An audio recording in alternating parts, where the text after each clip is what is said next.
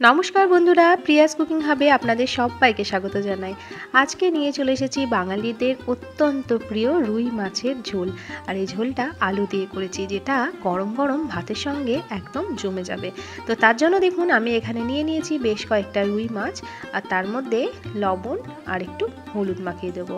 তো প্রত্যেক দিনের মতো আজকেও বলবো, যারা এখনও পর্যন্ত লাইক করেননি প্লিজ একটা লাইক দিয়ে ভিডিওটি দেখা শুরু করবেন। আপনাদের একটা লাইক আমাদের জন্য অনেকটা গুরুত্বপূর্ণ। তো দেখুন বন্ধুরা, লবণ আর হলুদ দিয়ে দিলাম, আর দিয়ে দিলাম খুব সামান্য একটু সর্ষের তেল। তো এটাকে ভালো করে মাখিয়ে দিচ্ছি মাছের মধ্যে লবণ, হলুদ আর সর্ষের তেলটা। তো তারপর 5 মিনিটের জন্য একটু রেস্টে রেখে মাছটাকে ভেজে নিতে হবে।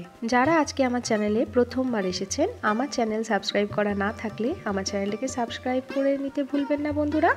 সাবস্ক্রাইব করে পাশে থাকা বেল বাটনটিকে প্রেস করে অল নোটিফিকেশানটা অন করে রাখবেন, যাতে নিত্য নতুন কোনো রেসিপি দিলে সবার আগে আপনাদের কাছে নোটিফিকেশান পৌঁছে যায়। তো দেখুন মাছটা ম্যারিনেট করে রাখা হয়ে গেছে। আর এদিকে 5 মিনিট পর আমি একটা কড়াই চাপিয়ে দিয়েছি। কড়াইয়ের মধ্যে দিয়ে দিলাম পরিমাণ মতো সর্ষের তেল। আমি রান্নাটা আজকে সর্ষের তেলেই করব। তো সর্ষের তেলে মাছের রেসিপি কিন্তু ভীষণ ভালো হয়। তো সর্ষের তেলটা ভালো করে গরম হয়ে গেছে। তো এরপর মাছগুলো দিয়ে দিচ্ছি। একবারে সব মাছগুলো আমার ভাজা হবে না, তো তার জন্য আমি 2 বারে মাছগুলো ভেজে নিয়েছি। দেখুন তেলটা ভালো করে গরম হয়ে যাওয়ার পর মাছগুলো দিয়ে মাছগুলোকে উল্টে পাল্টে ভেজে নেব। খুব কড়া করে ভাজবো না, খুব কড়া করে ভাজলে মাছের ঝোলের যে মাছটা তখন খেতে ভালো লাগে না। তো আমি একদম হালকা করেও ভাজছি না বা খুব কড়া করেও ভাজছি না, মিডিয়ামভাবে মাছটাকে ভেজে নিচ্ছি। তো এইভাবে একটু উল্টে পাল্টে মাছটাকে ভেজে নিচ্ছি।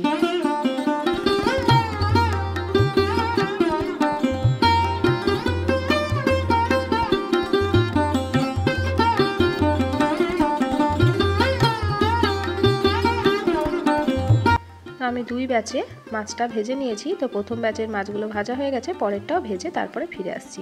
তো মাছ ভাজা হয়ে গেছে, ওই তেলের মধ্যে দিয়ে দিলাম আরও সামান্য 1 চামচ মতো তেল। তেলটা খুব ভালো করে গরম করে নিতে হবে। এবার ওই তেলের মধ্যে দিয়ে দিচ্ছি খুব সামান্য একটু হলুদ গুঁড়ো, আর দিয়ে দিলাম সামান্য একটু লবণ। এবার দিয়ে দেব আলু। আমি এখানে মাঝারি সাইজের 2টো আলু কেটে রেখেছিলাম। এই আলুটা দিয়ে ভালো করে তেলের মধ্যে নাড়াচাড়া করে একটু ভাজা ভাজা করে নেব। আপনারা চাইলে আলুর মধ্যে আগে থেকে লবণ হলুদও মাখিয়ে রাখতে পারেন। আমি লবণ হলুদ যেহেতু মাখাইনি, তাই তেলের মধ্যেই লবণ আর হলুদটা দিয়ে দিলাম। তো দেখুন আলুটা বেশ সুন্দর একটা লাল কালার হয়ে গেছে। এবার আলুটা তেল থেকে তুলে নেব। আলুটা সুন্দর করে ভেজে নিলে মাছের ঝোলের আলুটা খেতে কিন্তু বেশ ভালো লাগে। তো আলুটা তেল থেকে তুলে নিলাম। এবার ওই তেলের মধ্যে দিয়ে দিচ্ছি কয়েকটা গোটা গরম মশলা, ওই এলাচ, দারচিনি আর লবঙ্গ। অবশ্যই করে এলাচের মুখটা ফাটিয়ে দেবেন। আর দিয়ে দিলাম একটা তেজপাতা।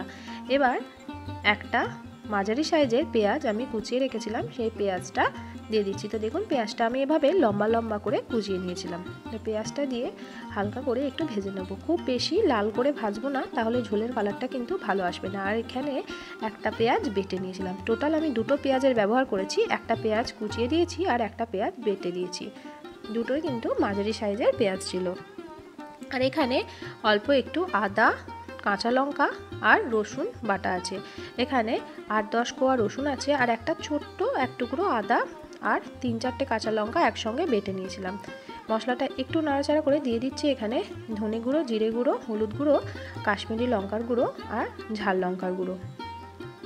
যেহেতু শুকনো মশলা দিলাম যাতে পুড়ে না যায়, তো তার জন্য সামান্য একটু জল দিয়ে মশলাটাকে এবার খুব ভালো করে কষিয়ে নিতে হবে।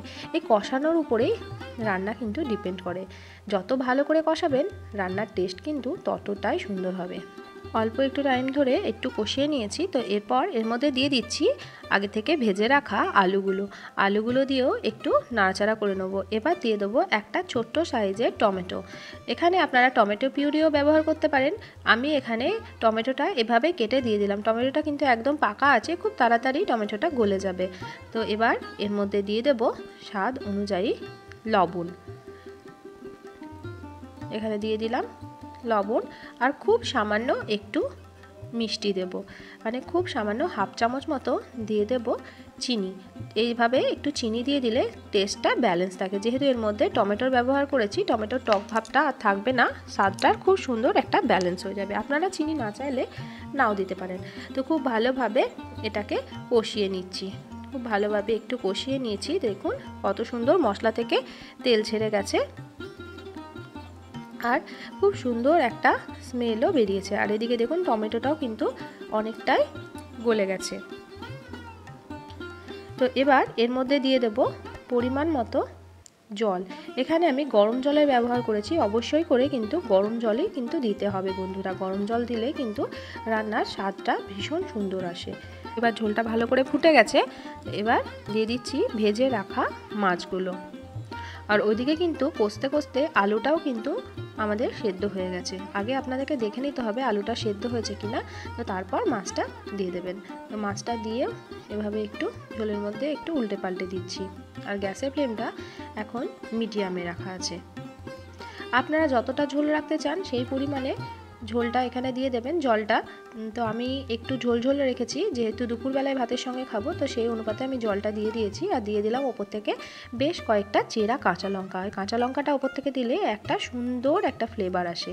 তো ভালো করে এটা ফুটিয়ে নিলেই হয়ে যাবে আমাদের মাছের ঝোল রেডি। তো দেখুন বন্ধুরা, ভালো করে 5 মিনিট মতো হাই ফ্লেমে এটাকে ফুটিয়ে নিয়েছি। আর এদিকে মাছটার মধ্যেও খুব ভালোভাবে ঝোলটা ঢুকে গেছে। এবার গ্যাসের ফ্লেমটা একটু মিডিয়াম করে আর কিছুক্ষণ ফুটিয়ে নিয়ে গ্যাসের ফ্লেমটা বন্ধ করে স্ট্যান্ডিং টাইমে রেখে তারপর গরম গরম ভাতের সাথে পরিবেশন করব। আজকের রেসিপিটা আপনাদের কেমন লাগলো অবশ্যই আমাকে কমেন্ট করে জানাবেন। আপনাদের একটা কমেন্ট আমাদের জন্য খুবই গুরুত্বপূর্ণ। আজকের মতো আসি বন্ধুরা, দেখা হবে অন্যদিন অন্য একটা রেসিপির সাথে। সবাই ভালো থাকবেন, সুস্থ থাকবেন, সাবধানে থাকবেন।